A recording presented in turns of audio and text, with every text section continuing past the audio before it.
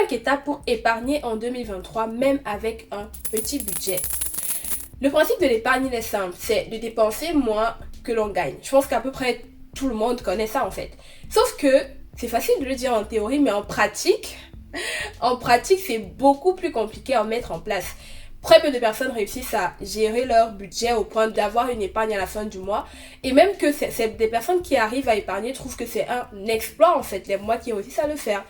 Pourtant, ce n'est pas forcément dépendant de si tu gagnes beaucoup ou peu d'argent, parce qu'il y a des personnes qui gagnent peu d'argent, mais qui réussissent à bien gérer ce qu'ils gagnent au point d'épargner. Mais il y a des gens qui gagnent même beaucoup plus d'argent, mais à la fin du mois, c'est chaque fois dans le rouge, chaque fois dans le découvert. Donc comment font alors ces gens qui ont peu d'argent, mais qui réussissent quand même à épargner à la fin du mois? Est-ce qu'elles se privent trop? Non. Est-ce que c'est qu'elles arrêtent de vivre? Non. En fait, il y a 5 étapes essentielles qu'elles ont compris et qu'elles mettent en place, que moi aussi j'ai compris et que je veux partager avec vous aujourd'hui dans cette vidéo, pour que peu importe ce que tu gagnes à la fin du mois, que tu réussisses quand même à mettre quelque chose de côté pour pouvoir réaliser tes futurs investissements. C'est parti.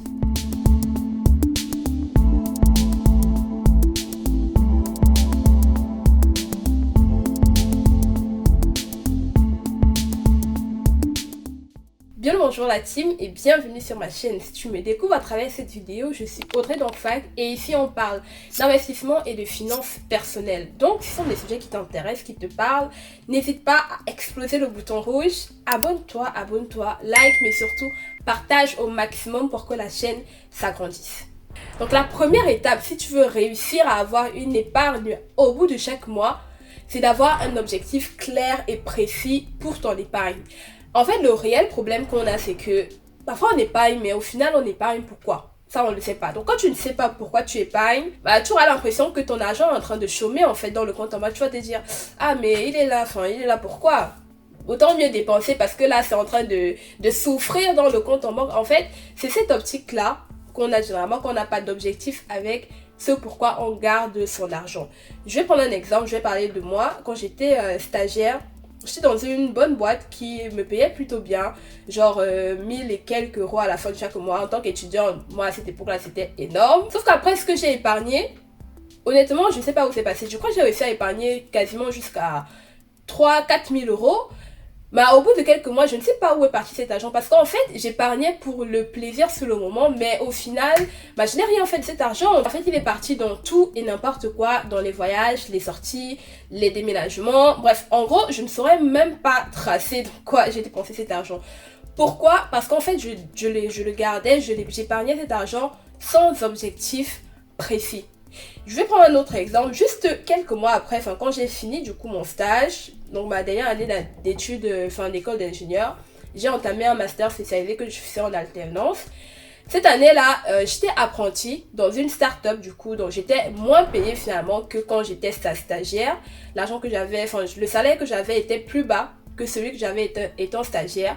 Pourtant, j'ai réussi à épargner dans un objectif précis qui était en fait d'acquérir des actions dans une petite entreprise. En fait, j'avais un montant fixe que je voulais atteindre, j'avais la date et au bout de, arrivé en fait à cette date-là, j'ai pu utiliser cet argent-là pour acheter des actions et devenir actionnaire dans cette entreprise-là. Sauf que étant apprenti, je gagnais bien moins que quand j'étais stagiaire. Donc en soi, j'aurais eu plus de mal à épargner, sauf que parce que j'avais un objectif clair et précis, j'ai réussi à garder l'argent pour atteindre cet objectif-là, pour acheter des actions dans cette entreprise-là. Et au final, j'ai pu le mettre en exécution parce que j'avais un objectif fixé avec une date et avec un montant. Donc, je vais prendre un exemple pour que tu puisses mieux comprendre. Si je te dis par exemple que je veux être propriétaire d'un appartement dans 5 ans et que tu sais que pour être propriétaire d'un appartement, il te faut un apport de 10 000 euros par exemple. Ça veut dire qu'au bout de 5 ans, tu dois avoir tes 10 000 euros pour aller voir la banque. Donc, si au bout de 5 ans, tu dois avoir 10 000 euros, ça veut dire que chaque année, tu dois épargner 2 000 euros. En gros, ça veut donc dire que chaque mois, tu dois épargner environ 200 euros pour atteindre l'objectif des 2 000 euros à la fin de l'année. Et donc là, forcément, le système est déjà mis en place parce que si tu sautes un mois sans épargner tes 200 euros, tu sais que ton projet d'achat d'appartement, ça ne se fera plus en 5 ans, mais en 5 ans, 1 mois. Si tu fais 6 mois sans épargner ce que je t'ai fixé au départ, ton projet sera décalé de 6 mois. Et là, ça te donnera tu seras beaucoup plus motivé même d'ailleurs à épargner pour atteindre ton objectif dans les temps que tu t'es fixé. C'est pour ça que je prends beaucoup de temps pour expliquer ça parce que c'est vraiment la base même si tu veux commencer à épargner de façon durable en fait. C'est vraiment de définir dans quel but tu fais telle épargne. Ça, ce sera pour tel projet. Ça, ce sera pour m'aider en cas de besoin. Ça, ce sera pour... Il faut que ton épargne ait un objectif clair et précis.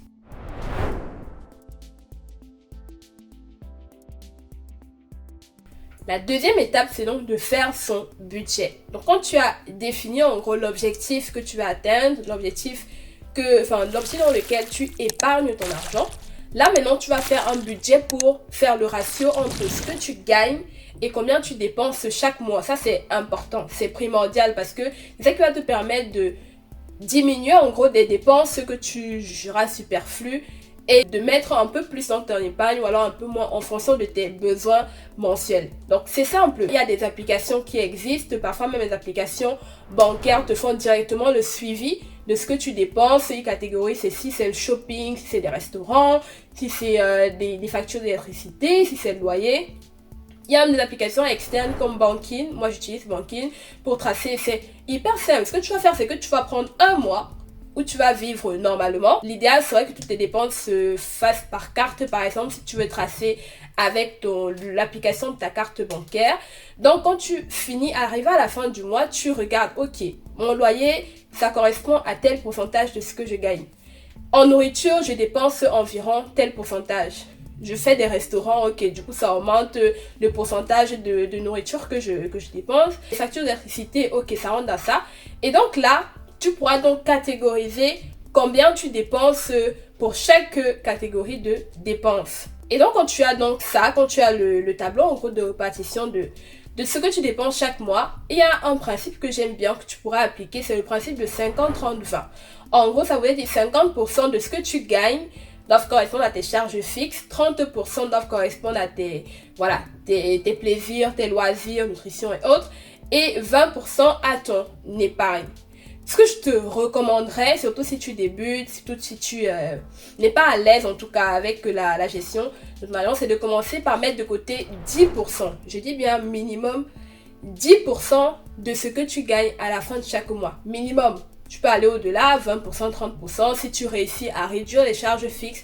Généralement, la charge la plus importante, c'est surtout le loyer avec les factures d'électricité. Donc, si tu réussis à minimiser cette charge-là, tu pourras potentiellement augmenter ta capacité d'épargne.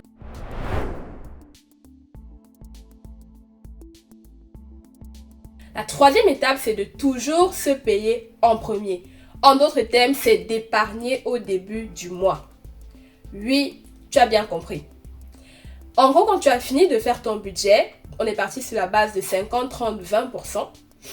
Ce qui se passe, c'est qu'au début du mois, quand tu reçois ton argent, peu importe le moment où tu reçois en fait ta paye, on considérera que c'est le début. Ce que tu fais, c'est que tu te payes en premier. Donc en fait, le premier élément que tu enlèves de ton compte, c'est l'épargne. Parce que l'erreur que je faisais beaucoup, et que je pense que beaucoup de gens font, c'est d'attendre la fin du mois, quand on a déjà tout dépensé en fait, avant de chercher ce qui reste pour mettre dans l'épargne. Alors que non, ça doit être le premier élément en fait que tu retires pour mettre de côté en disant ok, ça c'est les 20% qui constituent mon épargne.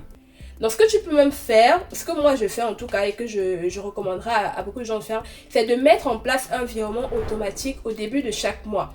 Comme ça, tu n'as même pas besoin d'y penser. Donc en gros, tu peux te dire, je reçois ma paye généralement le 2 de chaque mois. Donc je mets en place un virement automatique le 4 de chaque mois. Tu mets une petite marge au cas où il y aura un retard dans ton salaire, par exemple. Donc, chaque mois, automatiquement, le virement est effectué sans que tu n'aies besoin de faire quoi que ce soit vers ton compte épargne. Et c'est mieux de le faire ainsi parce que comme ça, tu n'oublies pas et c'est déjà installé automatiquement dans ton application bancaire.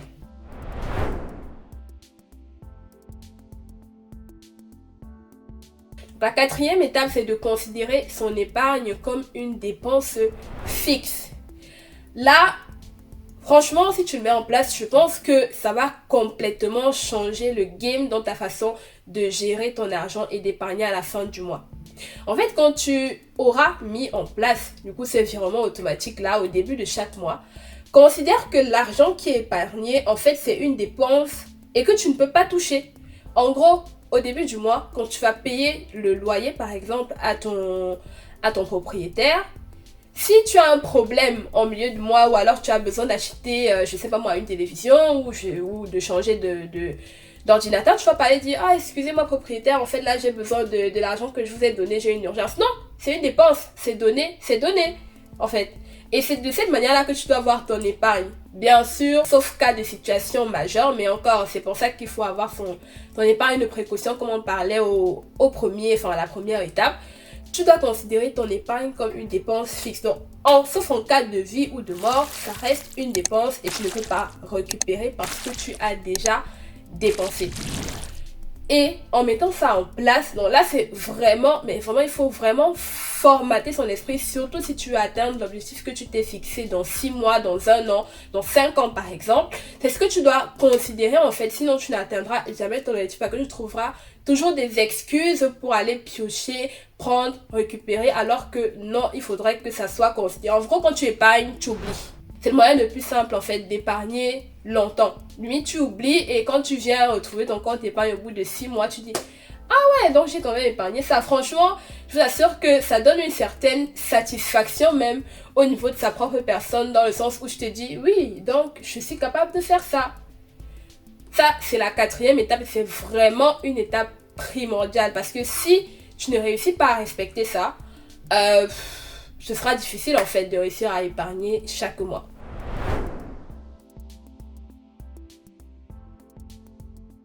Donc maintenant, on va passer à la 5e étape. Donc à ce niveau-ci, normalement, tu as déjà ton virement automatique qui est mis en place en début de chaque mois. Donc dès que tu reçois ta paye, une partie part dans l'épargne, les 10% minimum partent dans l'épargne. Tu sais que quand c'est épargné, c'est oublié, tu n'y penses plus, tu as un problème, tu cherches une autre manière de le résoudre.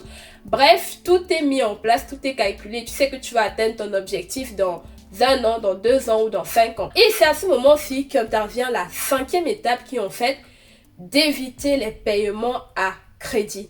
Ça, c'est primordial. Surtout dans une époque où on vit beaucoup avec les paiements en 4 fois, les paiements en 10 fois, les paiements en 24 fois. Ça, c'est un très très très gros piège. En fait, ce qu'il faut se dire, c'est que si tu n'as pas l'argent maintenant pour acheter ce que tu veux acheter, n'achète pas. C'est tout.